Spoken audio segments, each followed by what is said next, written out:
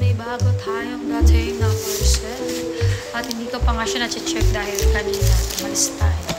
So, i-unbox natin kung ano ba to. Dahil tayo ay Lantita Lover. Lantita Lover.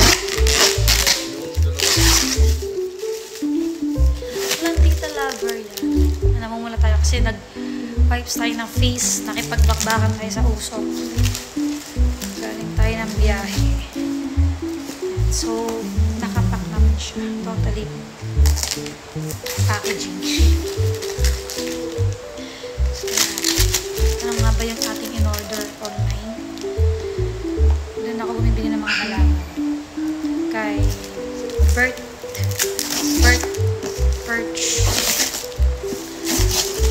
something. Don't know. I forget the page. The name of the page. So this one, it's not so expensive. Expensive yarn. Not totally expensive. Pikit mata mo lang binili. Ganun.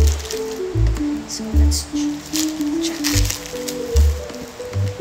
Packaging is good. Balik siya ng karton. Ready guys.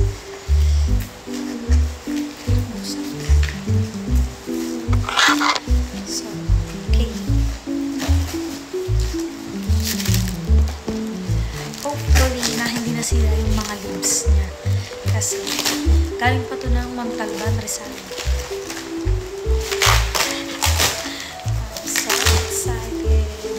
I'm so excited. Sana all binibigyan ng flowers, chance. Kabalik. Oh my God. Let's see.